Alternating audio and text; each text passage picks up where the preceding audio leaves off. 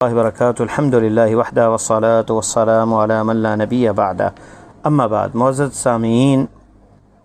نبی کریم صلی اللہ علیہ وسلم کی ایک حدیث ہے، خولہ بنت حکیم رضی اللہ عنہ راویہ ہیں، کہتی ہیں سمعت رسول اللہ صلی اللہ علیہ وسلم یقول من نزل منزلا ثم قال اعوذ بکلمات اللہ تامات من شر ما خلق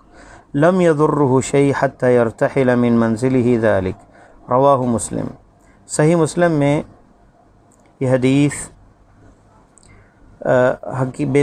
خولہ بنت حکیم رضی اللہ تعالی عنہ کی ہے، اور یہ بڑی عظیم حدیث ہے کہ کوئی بھی بندہ کسی منزل پہ کسی جگہ سفر کرتا ہے تو یہ وہ کلمات اگر پڑھتا ہے، اعوذ بکلمات اللہ تامات من شر ما خلق، میں اللہ کی پناہ میں آتا ہوں، اللہ کے کلمات کی ساتھ، اعوذ بکلمات اللہ کے کلمات کے ساتھ اس کی پناہ میں آتا ہوں، التامات جو مکمل ہے، من شر ما خلق، ہر اس شر سے جس کو اس نے بنایا پیدا کیا، لم یضرہ شیء، اسے کوئی چیز نقصان نہیں پہنچاتی حتیٰ کہ وہ اس منزل سے چلا جائے۔ اس حدیث میں صیغہ عموم کا ہے، حدیث کے اندر عموم کا صیغہ ہے۔ اگر کسی جگہ نئے شہر میں بسے بندہ کسی نئے گھر میں چلا جائے اور ہمیشہ بھی رہنے لگ جائے تو یہ دعا پڑھی جا سکتی ہے، اور مسافر جو ہے خاص کر سفر کے اندر بہت سے معاملات ہوتے ہیں، فراڈ ہو جاتے ہیں، انسانوں سے نقصان پہنچ سکتا ہے، حیوانوں سے، موذی جانوروں سے، اور اسی طرح موذی حشرات سے، جن میں جو ہے وائرس کی شکل بھی ہو سکتی ہے، ڈینگی مچھر کی شکل بھی ہو سکتی ہے، بچھو سانپ کی شکل بھی ہو سکتی ہے، تو مختلف چیزیں ہیں جو انسان کو نقصان پہنچاتی ہیں۔ اس دعا کی برکت سے ان نقصانات سے بندہ بچ جاتا ہے۔ دیکھیں اس میں کلمات پہ اب ہم آتے ہیں کہ اس حدیث کے اندر جو کلمات ہیں وہ کیا ہے۔ اعوذ، میں پناہ مانگتا ہوں، کلمات اللہ، اللہ کے کلمات کے ساتھ۔ اللہ کے کلمات کیا ہیں؟ اللہ کے کلمات ہیں کہ انما امرہ، اللہ کا حکم یہ ہے، اذا، جب کسی چیز کا حکم صادر کرتے ہیں، قال له کن فیکون، اللہ تو کہتے ہیں کن، ہو جا تو وہ ہو جاتا ہے۔ تو اللہ کے احکام ہیں اور اللہ کا حکم نافذ ہے۔ اللہ تعالیٰ کسی پہ رحمت نازل کرنا چاہیں تو حکم دیتے ہیں، کسی پہ عذاب آئے تو حکم ہوتا ہے، تو اللہ تعالیٰ کا امر نافذ ہے۔ تو اللہ تعالیٰ کے کلمات کی پناہ یعنی اللہ تعالیٰ کی پناہ میں آنا، اور اس کے کلمات کے ساتھ، یعنی جو کہ جس کے ذریعے اللہ کا حکم نافذ، اور یہ بھی ترجمہ کیا گیا کہ اللہ کے کلمات سے مراد اللہ کی صفات ہیں، جو کسی نقص کے،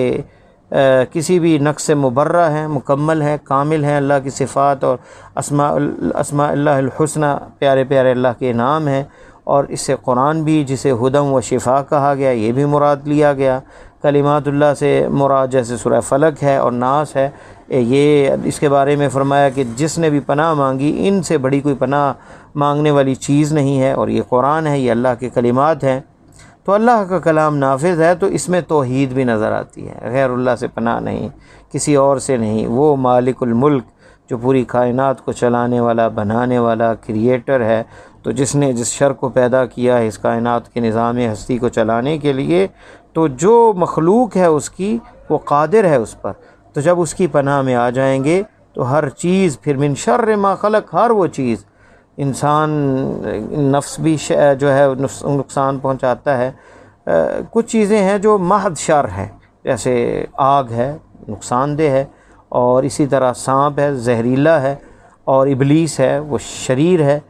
اور کچھ لوگ جو ہیں، نفس جو ہے کبھی شریر ہوتا ہے، کبھی طیب بھی ہوتا ہے۔ تو اس لیے یہ جملے کہا جاتے ہیں خطبے کے اندر، وَمِن شرور انفسنا، اے اللہ ہماری حفاظت فرما ہمارے نفسوں کے شر سے بھی۔ تو یہ جو دعا ہے اس میں شامل ہے کہ ہر نفس، جو انسانی نفس ہے اس کے شر سے بھی، اور حیوانات سے بھی، من شر ما خلق، ہر وہ چیز کے شر سے جو اللہ تعالیٰ نے بنائی ہے، اور اللہ تعالیٰ نے پوری کائنات کو بنایا ہے۔ کوئی بھی نقصان دہ چیز اس کائنات میں، جتنی بھی چیزیں ہیں، خیر کی یا شر والی، سب کا خالق اللہ ہے۔ اللہ خالق کل شیء، اللہ ہر چیز کا خالق ہے۔ تو اس کی پناہ میں آنا، جب بندہ آ جاتا ہے اور دل کے ساتھ، ایقان کے ساتھ یہ دعا پڑھ لیتا ہے، لم یضرہ شیء۔ ایک اور روایت میں یہ آتا ہے کہ جو 3 دفعہ صبح و شام یہ پڑھ لے دعا، اللہ تعالیٰ اسے جو ہے موذی جانوروں سے محفوظ رکھتے ہیں، اور کاٹنے والی سانپ اور بچھو سے محفوظ رکھتے ہیں۔ ایک حدیث کے لفظ اس طرح بھی آتے ہیں کہ ایک صحابی کو بچھو کاٹ گیا تو آپ نے کہا کہ اگر اس نے یہ کلمات کہے ہوتے تو اسے یہ نقصان نہ پہنچتا۔